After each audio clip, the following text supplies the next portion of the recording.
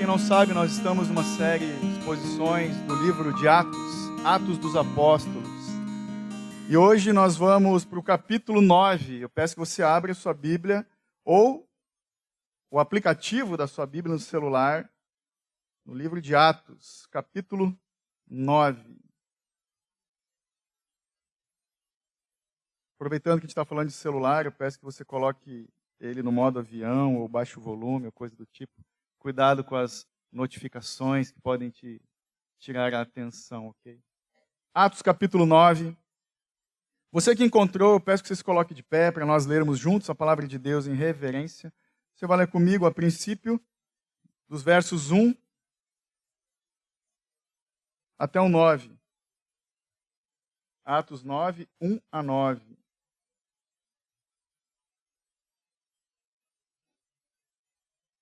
E assim diz a bendita palavra de Deus. Saulo, porém, ainda respirando ameaças e morte contra os discípulos do Senhor, dirigiu-se ao sumo sacerdote e pediu-lhe cartas para as sinagogas de Damasco, a fim de que, caso encontrasse alguns do caminho, tanto homens como mulheres, os conduzisse presos a Jerusalém. Mas, seguindo ele viagem e aproximando-se de Damasco, de repente, uma luz resplandecente vinda do céu o cercou. E caindo por terra, ouviu uma voz que lhe dizia: Saulo, Saulo, por que me persegues? Ele perguntou: Quem és tu, Senhor? O Senhor respondeu: Eu sou Jesus, a quem persegues. Mas levanta-te, entra na cidade. Lá te será dito o que precisas fazer. Os homens que viajavam com ele, ouvindo a voz, caíram emudecidos, mas não viram ninguém. Saulo levantou-se do chão e, abrindo os olhos, não enxergava coisa alguma. Então, guiado pela mão, foi conduzido a Damasco e ficou 3 dias sem enxergar, sem comer e nem beber. Amém. Peço que você ore comigo mais uma vez.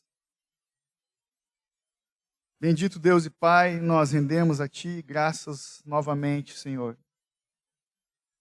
Tu és o motivo principal de nós, Teus filhos, estarmos aqui reunidos, atraídos pelo Evangelho da cruz. Bendito Evangelho da cruz de Cristo. O Senhor seja exaltado, apesar de mim, simplesmente ecoando das verdades eternas contidas na Tua palavra, Pai. Que esse texto, esse fato histórico da conversão do apóstolo Paulo venha nos confrontar e consolar na Tua palavra, Deus, por meio do Espírito Santo, aplicando essa verdade em nossos corações. É o que te pedimos, no nome santo de Jesus. Amém. Podem assentar, muito obrigado.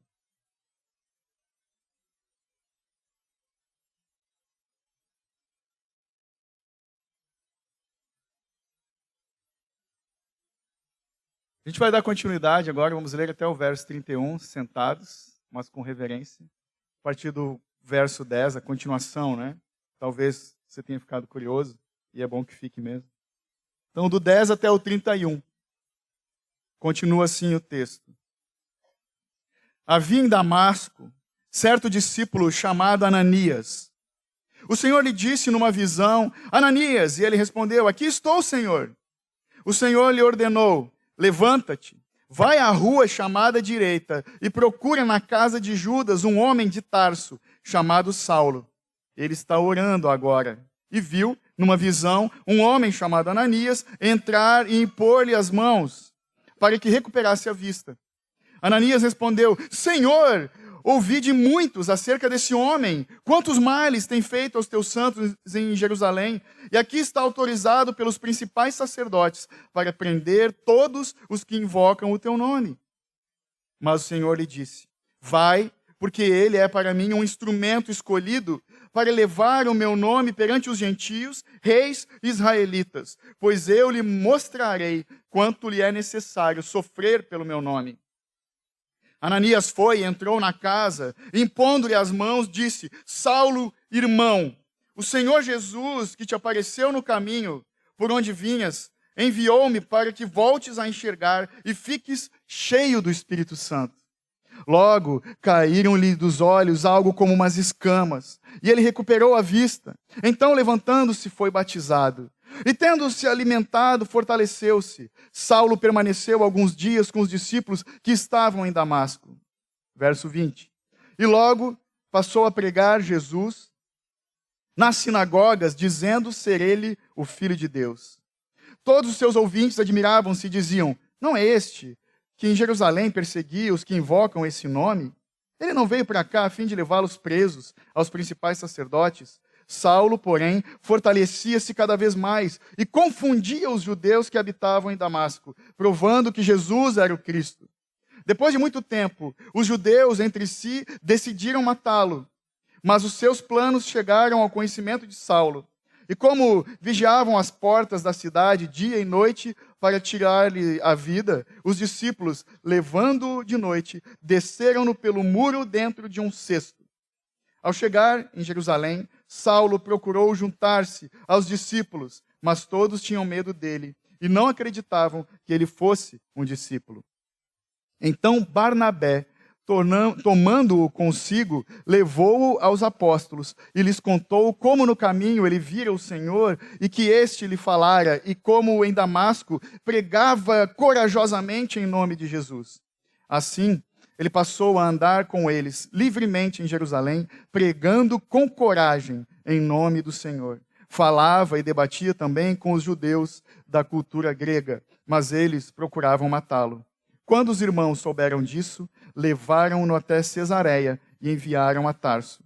Assim, a igreja desfrutava de paz em toda a Judéia, Galiléia e Samaria, sendo edificada e vivendo no temor do Senhor. E crescia em número pela coragem vinda do Espírito Santo. Eu acho que muitos aqui já sabem que eu gosto de biografias. E aqui a Bíblia nos presenteia, talvez com uma das bibliografias mais importantes, o relato da conversão de Saulo de Tarso.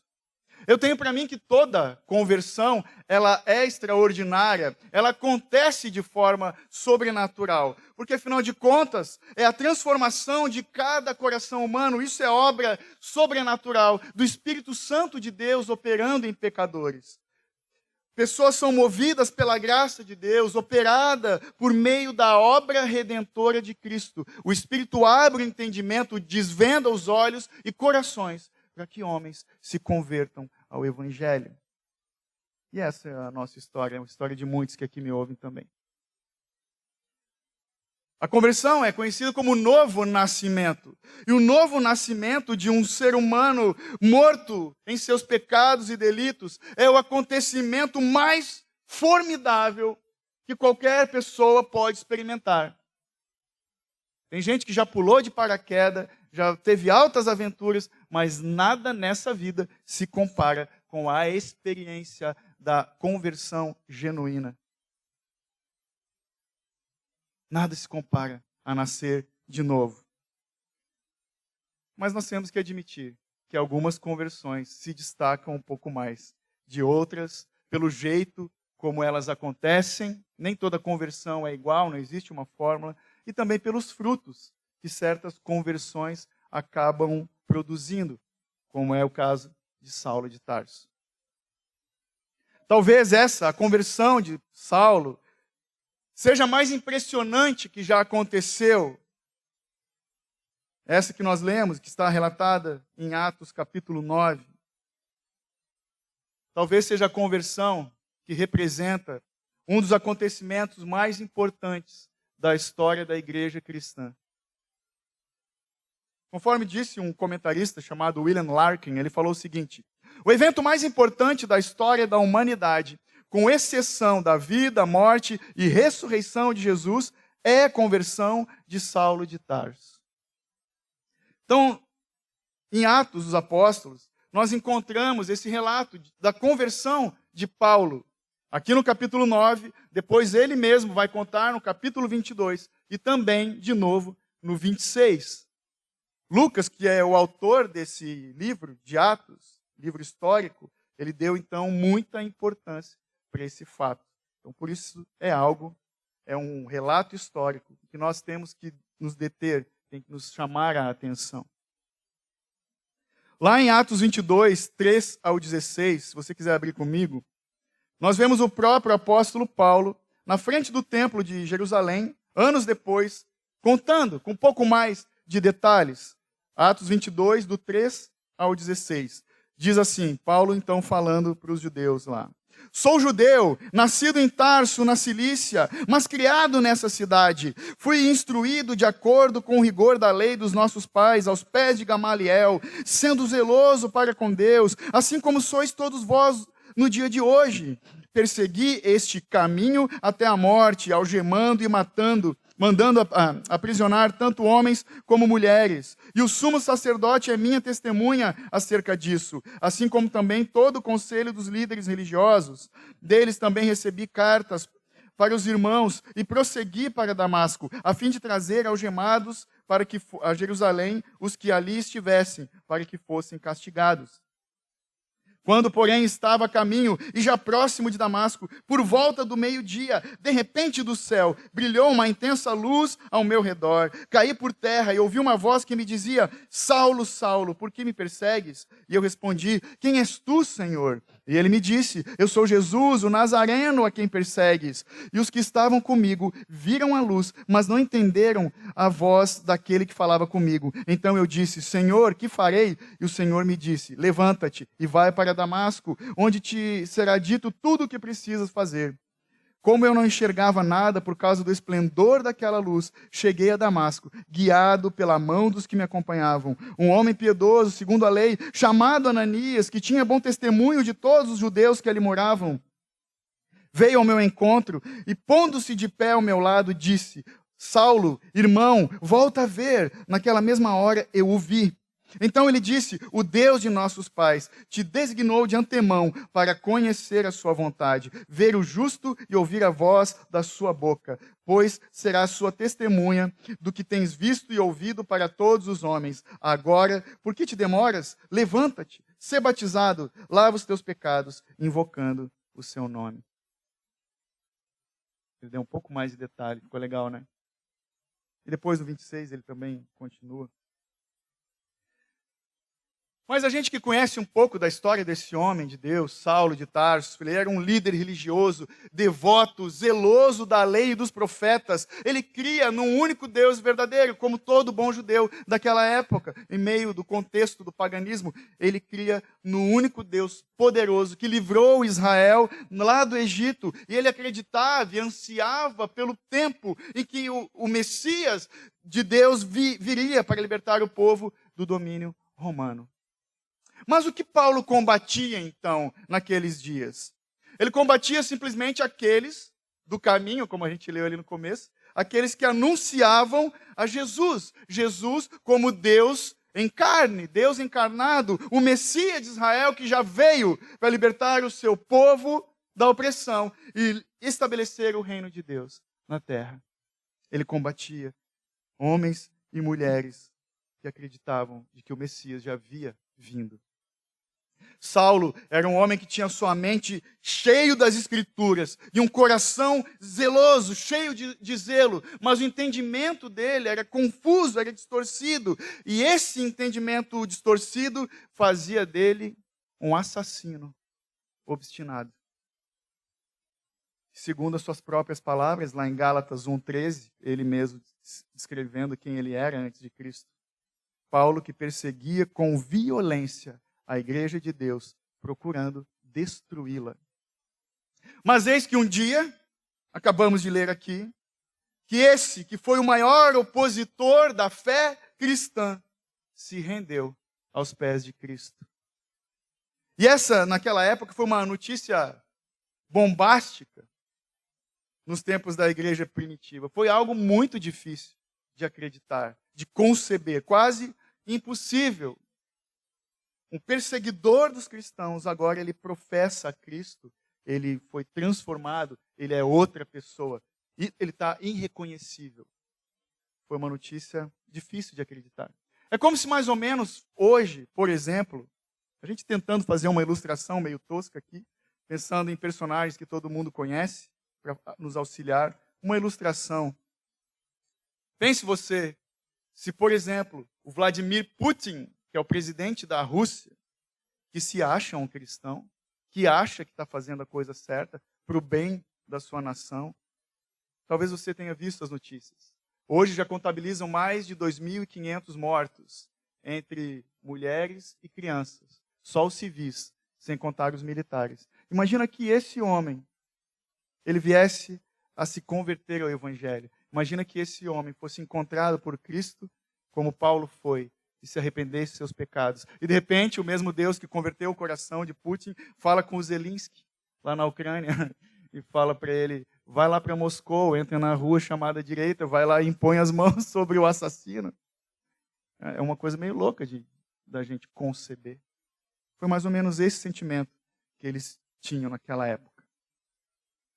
Naqueles dias, você que tem acompanhado com a gente aqui o livro de Atos, nós sabemos que a igreja primitiva, ela crescia e se expandia. Pedro e os 12 já estavam pregando o evangelho por toda parte. Novos discípulos que se convertiam a Cristo saíam anunciando a salvação, pregando Cristo. Muitos se convertiam e eram batizados. E eis que no capítulo 7 de Atos, Estevão é apedrejado, Atos 7:58, e lá é a primeira vez que Saulo de Tarso, Paulo, aparece na Bíblia, consentindo, ele sendo aquele que permite que aqueles judeus apedrejassem Estevão. Diz o texto que eles lançavam suas capas aos seus pés e ele simplesmente foi conivente e assistia àquela cena. Só que o assassinato de Estevão foi usado por Deus, porque foi um verdadeiro tiro no pé. A partir do momento que Estevão foi morto em Jerusalém, muitos discípulos de Cristo começaram a fugir, dispersar de Jerusalém por toda a Judéia. E eles não sabiam ficar de boca calada. Eles seguiam anunciando o Salvador que perdoa os pecados dos homens. Por isso, então, no contexto, Paulo tem que pedir carta para as sinagogas lá de Damasco, autorização e ajuda para a extradição dos prováveis judeus que se converteram ao cristianismo. Naquela época, na cidade de Damasco, se encontravam mais ou menos 10.000 judeus. É uma judeusada, muito judeu. E acontece que o judeu que se convertia ao cristianismo, eles continuavam frequentando as sinagogas. Então, Paulo pediu cartas para ele entrar nas sinagogas e se encontrasse homens e mulheres cristãos, ele teria autorização para capturá-los. Então ele segue avançando, diz o começo ali do capítulo 9, determinado, Saulo, numa perseguição furiosa contra os cristãos. O texto nos mostra, em primeira instância, dos versos 1 ao 9, que você leu comigo, a conversão de Saulo de Tarso, que era um perseguidor implacável. Ali no verso 1 diz, porém, ainda respirando ameaças e morte, ele perseguia os discípulos do Senhor Jesus. Paulo considerava os cristãos uma seita, daquele louco nazareno da Galileia, que se dizia o Filho de Deus. Quando Lucas escreveu essa expressão, respirando ameaças de morte, no original fala que é tipo um animal feroz, uma besta. E talvez na cabeça de Lucas tivesse tipo um dragão fumegando, furioso, em busca de quem ele pudesse devorar. Assim seguia Paulo, obstinado. Saulo, por sua vez, devastava a igreja, indo de casa em casa, arrastando homens e mulheres, e os lançava na prisão, é o que diz Atos 8, verso 3. O intuito de Saulo era levar os seus capturados a julgamento para Jerusalém, para eles serem julgados, e se não negassem a sua fé, que eles fossem executados. Talvez a causa dessa furiosa perseguição de Paulo, inconscientemente, fosse um desespero na sua cabeça, se lembrando do testemunho de Estevão, que ele viu com olhos naturais, seus olhos naturais. Se você bem se lembra, o rosto de Estevão brilhava como os dos anjos. refletia a glória do Senhor, e eis que ele falou: eu vejo o Senhor de pé à direita do Pai. E aquilo com certeza incomodou Paulo. Provavelmente ecoava no coração de Paulo, perseguidor dos cristãos, as últimas palavras de Estevão, Atos 7, 59 e 60, quando ele diz: Senhor Jesus, recebe o meu espírito. Senhor, não lhes impute esse pecado. Paulo era o perseguidor implacável dos cristãos. Mas, de repente, no caminho de Damasco, ele se torna um perseguidor perplexo, quando perto do meio-dia, uma luz mais forte do que o sol o envolve. Não uma luz natural, a luz da glória de Cristo, do resplendor da divina majestade de Deus, envolve Saulo de Tarso. E uma luz, quando o texto se refere, os judeus, quando leram isso, eles entenderam que é a mesma luz do Shekinah do Antigo Testamento, a presença gloriosa de Deus resplandecente envolveu Saulo de Tarso. E ele cai por terra. A gente brinca, né, que a Bíblia não fala que ele caiu do cavalo, mas é bem provável que ele estivesse no cavalo, porque era uma viagem de 6 dias a pé. Então, provavelmente, ele caiu do cavalo. Mas quando Paulo cai ao chão, junto com ele, cai a sua prepotência, todos os seus preconceitos e conceitos teológicos, todo o valor de vida da tradição judaica, tudo é lançado em terra, junto com ele. Mas não foi só uma luz, de repente ele ouve uma voz, e não uma voz qualquer. Ele escutou audivelmente a única voz que penetra o coração dos homens. A voz de Deus. E essa voz chamou ele pelo nome: Saulo, Saulo. Isso tem muita importância. Primeiro, porque da mesma forma como no Antigo Testamento, como na lei, e ele, Paulo, sabia disso, o Senhor chamou Moisés, chamou Abraão 2 vezes, repetindo o nome, Samuel. Então, a mesma fórmula, Saulo, Saulo. E aqui é curioso, caso você não saiba, Jesus não mudou o nome de Saulo para Paulo, como fez com Simão, ele mudou o nome dele para Pedro. Saulo é o nome judaico dele, Saulo de Tarso. E Paulo é o seu nome romano. Lá em Atos 13, é a primeira vez que ele começa a ser chamado de Paulo, porque o contexto romano e por onde ele andava ficou mais famoso, e talvez porque ele preferisse ser chamado de uma outra forma. Assim como eu, quando Deus me permitir ir para os Estados Unidos, eles vão me chamar de Paul. E ele responde a essa voz: quem és tu, Senhor? Talvez no coração de Paulo, ele não tinha certeza de que quem estava falando com ele, é óbvio, porque por isso que ele pergunta: mas quem és tu? Será que é um anjo falando comigo? Algum dos profetas está falando comigo? Ou é o próprio Deus? E essa voz responde: eu sou Jesus, a quem persegues. Ele não falou: eu sou o Jesus da igreja dos cristãos que você está perseguindo. Jesus, ele está falando: eu sou o Cristo da igreja, eu sou o proprietário, o dono daqueles que você persegue. Eu sou o Senhor da igreja que você persegue. O Senhor desse povo.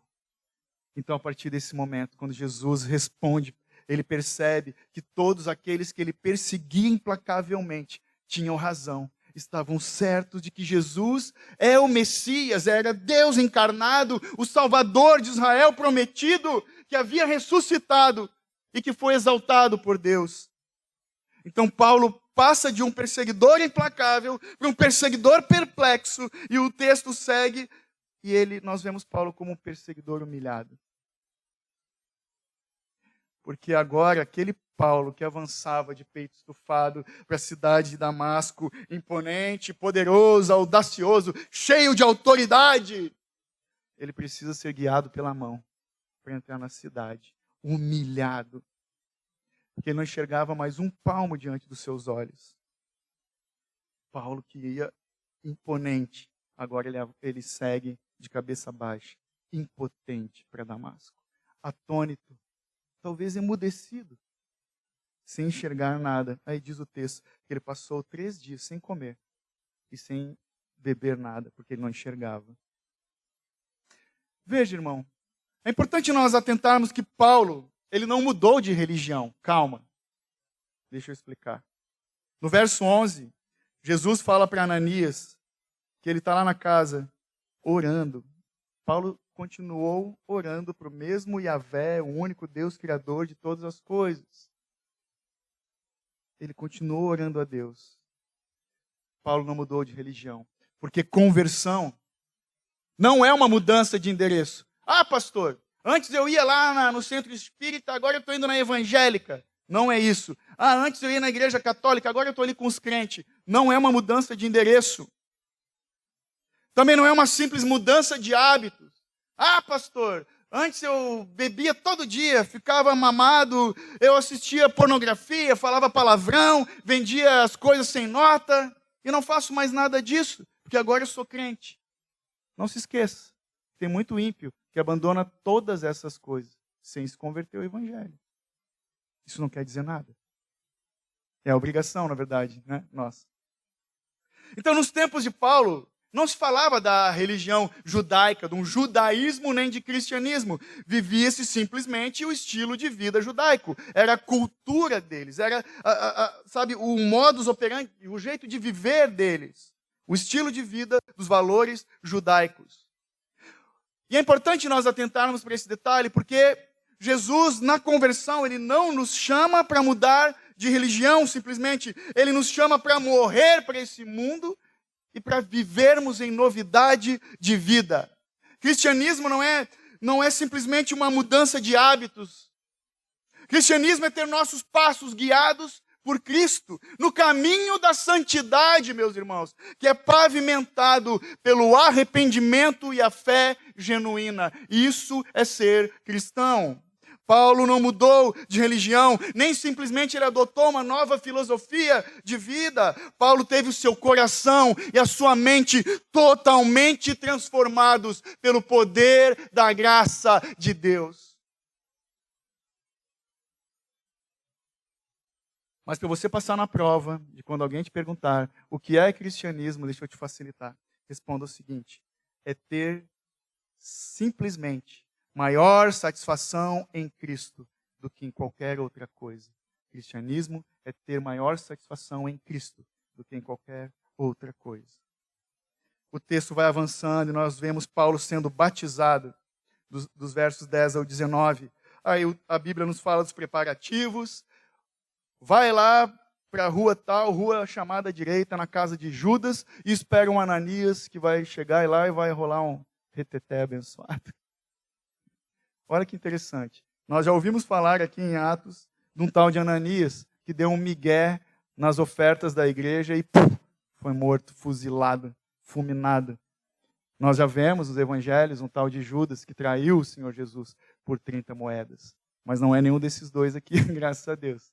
Então a gente pode ver que existiam Ananias e Judas, gente boa também. Eram nomes comuns da época. Segundo João Calvino, falando de Ananias, ele diz o seguinte: Ananias foi escolhido em vez de um dos apóstolos, a fim de que Paulo, havendo abandonado a sua arrogância, aprendesse a ouvir os mais humildes. E essa visão foi necessária a Ananias, a fim de que, por temor, ele não fugisse da missão que lhe havia sido confiada. Além disso, assim como Cristo encorajou Ananias, aparecendo em uma visão, assim também ele preparou e tornou Paulo pronto para tudo, a fim de que ele recebesse Ananias reverentemente, como se recebesse um anjo vindo do céu.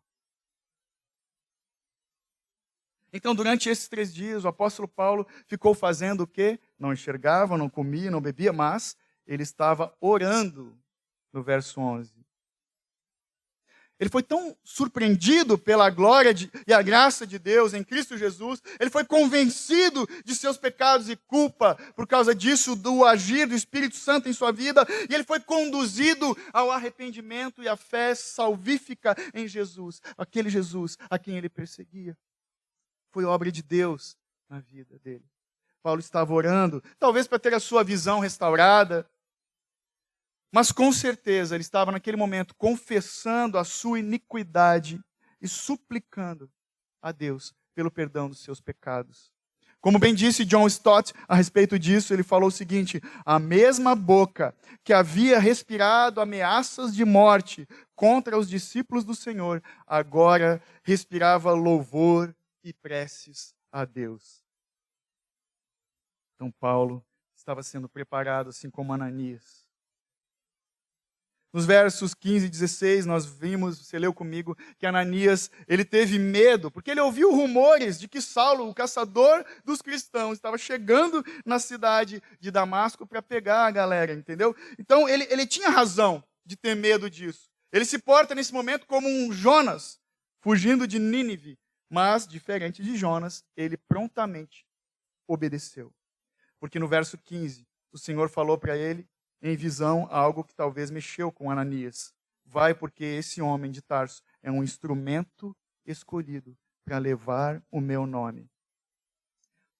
Lá em Atos 22, 14 e 15, você não precisa abrir, Paulo contando em detalhes, ele fala, a gente já leu, né? O Deus de nossos pais escolheu você de antemão para conhecer a vontade dele, ver o justo e ouvir a voz dele, porque você terá de ser testemunha diante dele de todos, anunciando as coisas que você tem visto e ouvido.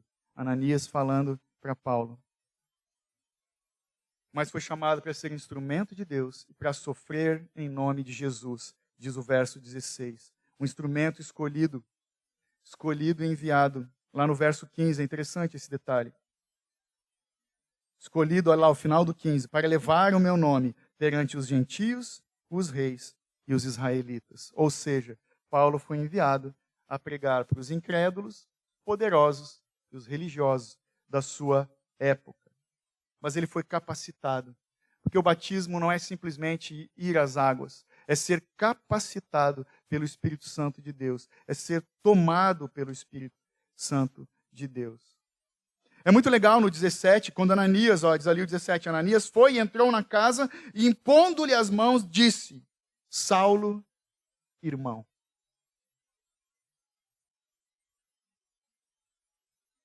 Ele chamou ele de irmão. Ananias reconhece que Saulo havia sido conduzido à fé e foi transformado pelo poder de Deus operando em seu coração. Então o Ananias, que tinha medo desse cara, agora ele reconhece que por obra de Deus e pela misericórdia e graça do Senhor, ele foi feito irmão de todos os cristãos. Ele faz parte da família. Ele faz parte agora do corpo de Cristo. E provavelmente, pelo que nós lemos aqui, essa expressão, essas palavras de Ananias, foram as primeiras palavras que Paulo ouviu de um cristão depois da sua conversão. Foi chamado de irmão. Então, imagina como Paulo estava ali, humildemente, curvado. Ele que antes foi um fariseu orgulhoso, imponente, cheio de conhecimento, poder e autonomia, agora ele é chamado de irmão daqueles que ele perseguia. Provavelmente ele se curva para receber sobre a sua cabeça as mãos de um homem que antes ele intentava prender e talvez matar. Só Deus pode fazer essas coisas. Mas o Senhor enviou Ananias para que as escamas lhe caíssem dos olhos, para que Paulo voltasse a enxergar. Isso já foi um grande milagre, mas o maior milagre é que ele foi cheio do Espírito Santo. Diz o final do verso 17. Ele foi cheio do Espírito Santo. E automaticamente caíram as escamas dos seus olhos, como diz o verso 18. E Paulo, lá em Atos 26, você não precisa abrir, ele relatando para o rei Agripa, de novo, falando da sua conversão, ele diz o seguinte, Atos 26, 16 a 18. Eu lhe apareci para constituí-lo servo e testemunha do que você viu a meu respeito e do que lhe mostrarei. Eu o livrarei do seu próprio povo e dos gentios, aos quais eu o envio para abrir-lhe os olhos e convertê-los das trevas para a luz, e do poder de Satanás para Deus, a fim de que recebam o perdão dos pecados e a herança dos pecados, o perdão dos pecados e a herança entre os que são santificados pela fé em mim. Isso Jesus falou para ele no caminho de Damasco. Agora um pouco mais de detalhe, né? Então, nós vemos a queda das escamas dos olhos de Saulo, Isso mostra muito bem a iluminação do coração desse homem que antes andava nas trevas da sua ignorância espiritual, movido pelo pecado. E ele foi batizado. Diz o final do verso 18. Ele estava na casa de Judas. E aqui os irmãos presbiterianos vão dizer, está vendo? Ele estava dentro de uma casa. A Bíblia não fala que lá tinha piscina, nem tanque, nem batistério nenhum. Mas nós, como bons batistas, respondemos dizendo: havia um rio que cortava a cidade de Damasco e provavelmente ele passava bem próximo daquela casa. O batismo de Saulo simboliza a purificação dos seus pecados e o ingresso desse homem arrependido, convertido a Cristo Jesus, o ingresso dele na igreja visível do Senhor. Vemos agora um Saulo transformado, curado, batizado e extraordinariamente capacitado pelo Espírito Santo. Então, ele se alimenta, é fortalecido e passa alguns dias na cidade de Damasco, desfrutando da comunhão entre os irmãos daquele lugar. Ele estava sendo fortalecido. Irmãos, isso é muito precioso. Porque nós somos fortalecidos na fé num lugar específico que se chama comunhão dos santos. Não existe ser igreja sozinho. Nós somos fortalecidos na fé. Então ele é fortalecido para o início, para o start do seu ministério, de pregar, anunciar a Cristo Jesus. Veja como é importante que nós aprendemos com isso. Importante para nós abraçarmos aqueles que são novos convertidos, que foram perdoados os seus pecados, assim como cada um de nós foi um dia. Nós temos que estar sempre dispostos a receber os novos, a trazê-los para perto da comunhão.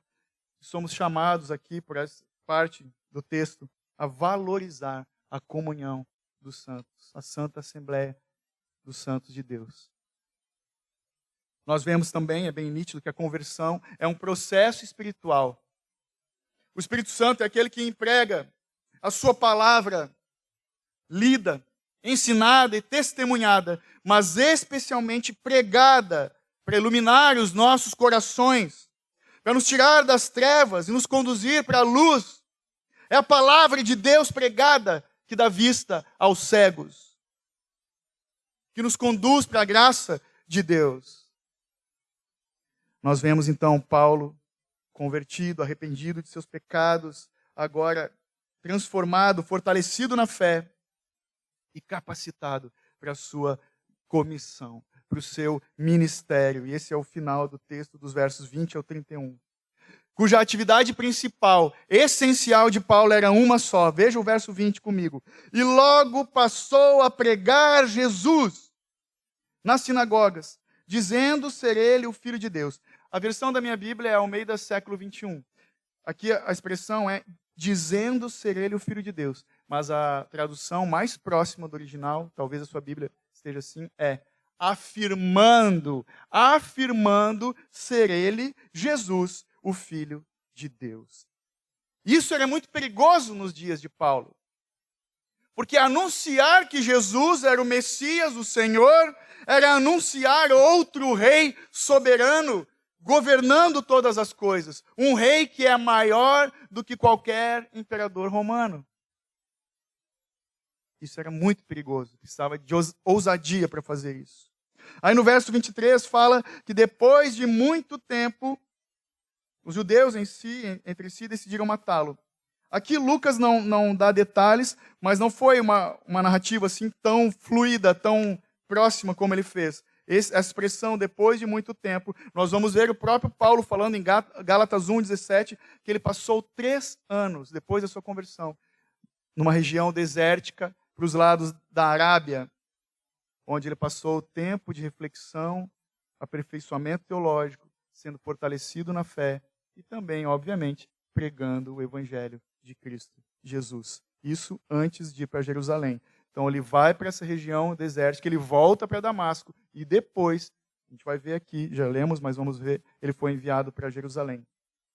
Então, de uma forma bem objetiva, o resumo do início do ministério de Paulo é pregação, perseguição e livramento.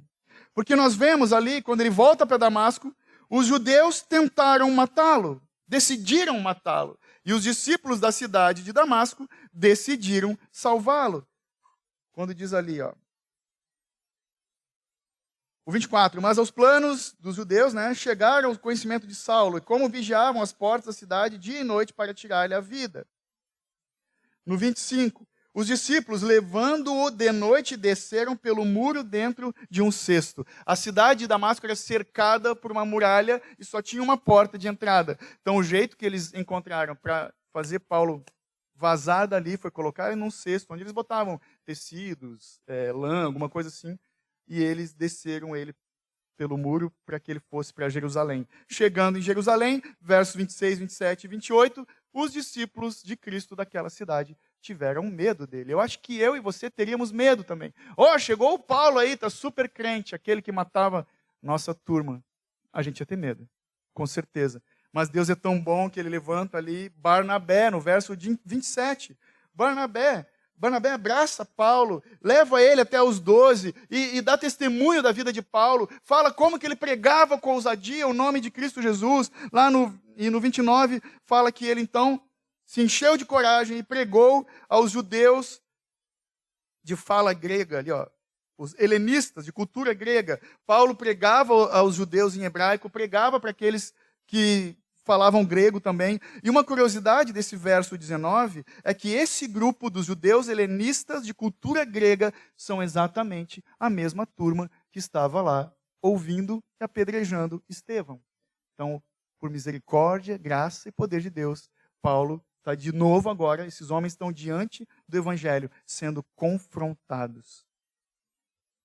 Talvez nesse momento Paulo pudesse dizer para eles o que está lá em 1 Coríntios 2:2. Pois decidi nada saber entre vocês, a não ser Jesus Cristo e esse crucificado. Veja comigo o final do texto, verso 30 e 31. Quando os irmãos souberam disso, levaram-no lá de Jerusalém para Cesareia e enviaram para Tarso. De novo, porque queriam matar ele. 31. Assim, a igreja desfrutava de paz em toda a Judéia, Galiléia e Samaria, sendo edificada e vivendo no temor do Senhor, e crescia em número pela coragem vinda do Espírito Santo. Mesmo em meio à perseguição e oposição, a igreja do Senhor não parou de crescer. Ela avançava pelo poder do Espírito Santo, tal como é hoje, nos nossos dias.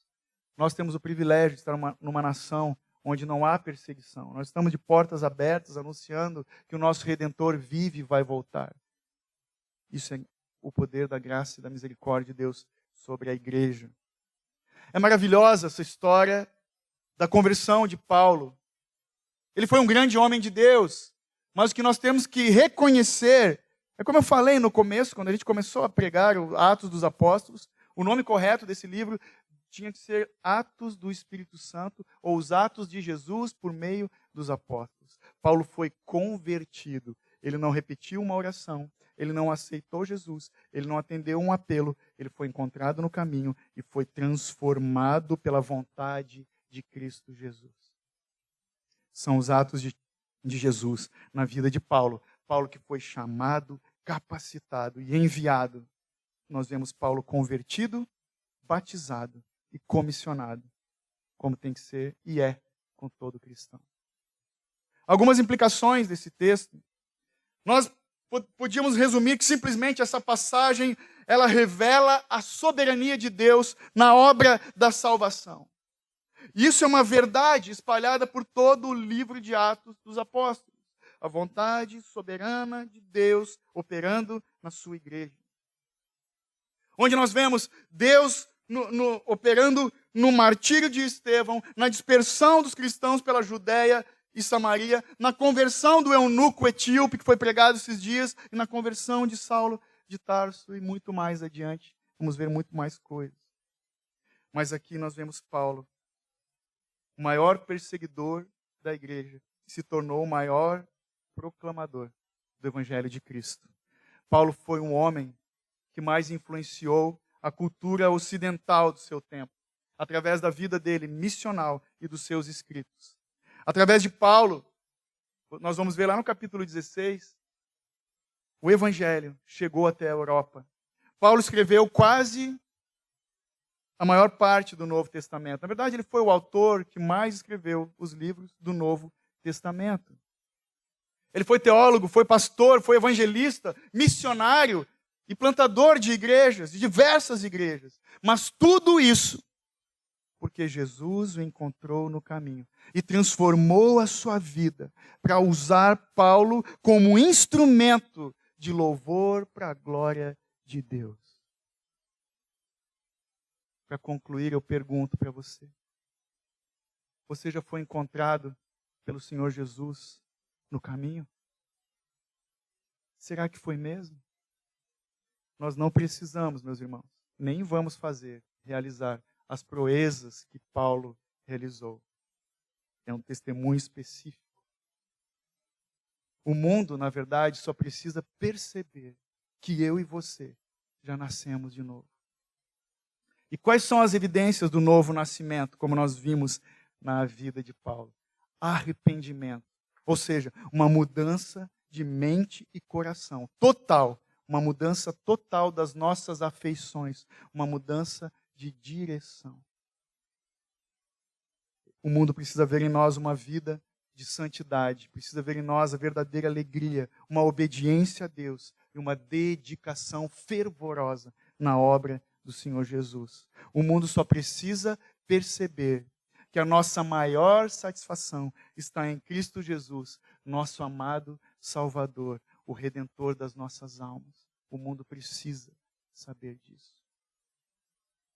Porque assim como Paulo, todo cristão é chamado, capacitado e enviado. Não existe opção de nós nos convertermos, sermos cheios do Espírito Santo e nos calarmos diante das verdades eternas. Porque, afinal de contas, a boca fala do que está cheio o coração. Nós somos chamados, capacitados, nós temos convicção de fé. Aquele que é capacitado é aquele que se dedica na leitura da Bíblia, tem uma vida de oração e investe tempo na comunhão dos santos. É assim que nós somos capacitados. Somos enviados, porque a minha e a tua vida, as nossas afeições, ações e reações, palavras, tem que dar testemunho de quem é o Senhor Jesus para cada um de nós. Então, o cristão autêntico é todo aquele que, como Paulo, pode falar com ousadia: não penso que eu mesmo já tenha alcançado a perfeição, mas uma coisa faço, esquecendo-me das coisas que ficaram para trás e avançando para as que estão adiante de mim, prossigo para o alvo, a fim de ganhar o prêmio do chamado celestial de Deus em Cristo Jesus. E também fui crucificado com Cristo. Assim já não sou eu quem vive, mas Cristo vive em mim, e a vida que agora vivo no corpo, vivo-a pela fé no Filho de Deus, que me amou e se entregou por mim. Mas talvez você que me ouve aqui não tenha sido convertido ainda. Talvez você ainda não tenha sido encontrado por Jesus no caminho. Eu te exorto, eu te incentivo. Em primeiro lugar, arrependa-se dos seus pecados. Segundo, clame pela misericórdia de Deus. Clame. E por último, creia no poder de Cristo, pois Ele continua ainda hoje salvando. Jesus continua chamando pecadores ao arrependimento. Jesus continua capacitando os seus escolhidos no poder do Espírito Santo. Jesus continua hoje espalhando a sua igreja pelo mundo para proclamar o evangelho das boas novas de salvação. Amém. Creia. Não cale-se diante dessa verdade. Amém.